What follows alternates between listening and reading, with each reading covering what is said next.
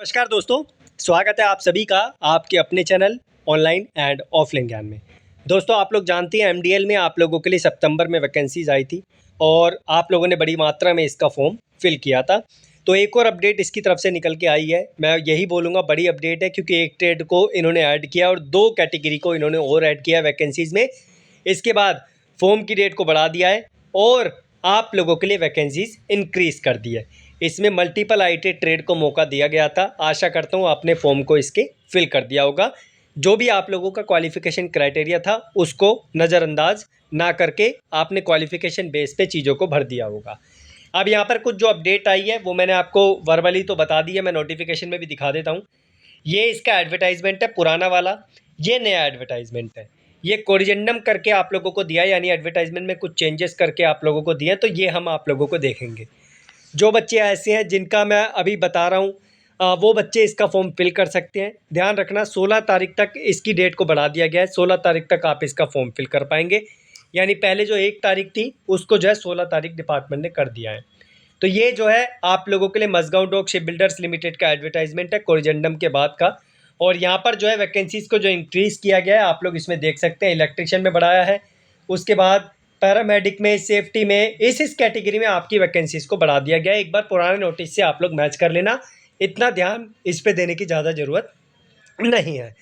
आप यह भी जानते हैं कॉन्ट्रैक्ट बेसिस की नौकरी है। आप लोगों को यहाँ पर टोटल 5 साल का जो है क्राइटेरिया दिया जाता है कि आप डिपार्टमेंट रहोगे। उसके बाद डिपार्टमेंट की मर्जी है कि वो आपका कॉन्ट्रैक्ट बढ़ाए या ना बढ़ाए। रिटन एग्ज़ाम के बेस पे सिलेक्शन होता है। आप लोगों की फ़ीस भी इसमें लगती है 365 रुपये के आसपास, तो वो भी आपको पे करने पड़ती है जनरल ओबीसी को। अगर हम ट्रेड की बात करें तो जूनियर ड्राफ्ट्समैन सिविल, यानी जो ड्राफ्ट्समैन सिविल वाले बच्चे हैं उनको यहाँ पर मौका दिया गया। आप जानती हैं इनके लिए वैकेंसीज ज़्यादा नहीं आती है, और अगर आई है तो इनको अप्लाई करना चाहिए। पहले जो क्वालिफ़िकेशन थी आशा करता हूँ वो आपने अच्छे तरीके से देख ली होगी, लेकिन जो ड्राफ्ट्समैन वाले बच्चों के लिए उन्होंने वैकेंसीज़ को ऐड किया है, इसमें इन्होंने किसी भी प्रकार का यहाँ पर जो है मझगांव डॉक का क्राइटेरिया नहीं रखा। आपने अप्रेंटिस जो है ड्राफ्ट्समैन सिविल से कहीं से भी की हो, आप लोग इसका फॉर्म फिल कर सकते हैं। अगर आपने ड्राफ्ट्समैन सिविल से अप्रेंटिस नहीं करी आईटीआई करने के बाद, तो आप लोग जो है यहाँ पर इसका फॉर्म 3 इयर्स डिप्लोमा बेसिस पे भी कर सकते हैं, यानी कि आईटीआई प्लस आप लोगों का अप्रेंटिस या फिर आप लोगों का 3 साल का डिप्लोमा, दोनों में से किसी भी बेसिस पे आप लोग इसका फॉर्म फिल कर सकते हैं।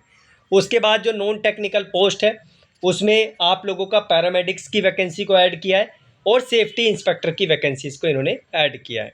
ये जो है आप लोगों की कुछ और क्राइटेरिया है, इसे आप लोग पढ़ लेना। नंबर ऑफ़ वैकेंसीज़ किस तरीके से इन्होंने यहाँ पर दे रखी है, और जो है यहाँ पर एक बार नोटिफिकेशन में आप लोग चीज़ें डाल देना, और फॉर्म आप लोगों को यहाँ से मिल जाएगा। कहाँ से आप लोगों को फॉर्म को फिल करना है, या तो लिंक पे डायरेक्टली चले जाना, ठीक है, ऑफिशियल वेबसाइट पे आप फॉर्म इजीली इसका फिल कर देंगे। बाकी जो है इसका जैसे ही आगे का अपडेट आएगा, कौन शॉर्टलिस्ट हुआ कौन शॉर्टलिस्ट नहीं हुआ, क्योंकि डिपार्टमेंट इसमें शॉर्टलिस्ट करके आपका एडवर्टाइजमेंट डाल देता है, और जो है यहाँ पर बड़ी मात्रा में बच्चों को शॉर्टलिस्ट किया जाता है, कुछ बच्चों को छाट भी दिया जाता है। तो ये सारी अपडेट जो फ्यूचर में आएगी इसकी जानकारी आपको प्रोवाइड कर दूंगा। अभी बच्चे जो पूछ रहे थे कि सर जी हमने जो फॉर्म फिल किया है हमें तो कुछ नहीं करना, तो भैया आपको कुछ टच करने की ज़रूरत नहीं है। आपका जैसा फॉर्म आपने फिल किया था वैसा ही आपको रख देना है, ठीक है। तो जो क्राइटेरिया था वो आपका पहले का पहले के हिसाब से था।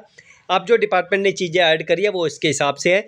आपको ना ही कुछ भी एडिट करना, ना फिर से फॉर्म को फिल करना। आशा करता हूँ मेरी बातें आप लोगों को क्लियर होगी। जो अपडेट आई है वो मैंने आपको अच्छे तरीके से दे दी है। अगर आप फॉर्म को फिल करना चाहते हैं, आपने मिस कर दिया पहले फॉर्म, तो आप फिर से इसका फॉर्म फिल कर सकते हैं। लेकिन अगर आपने पहले फिल कर दिया तो ज़रा सा भी आपको टच करने की ज़रूरत नहीं है। जस्ट आप लोग आगे की अपडेट का वेट कीजिए। धन्यवाद।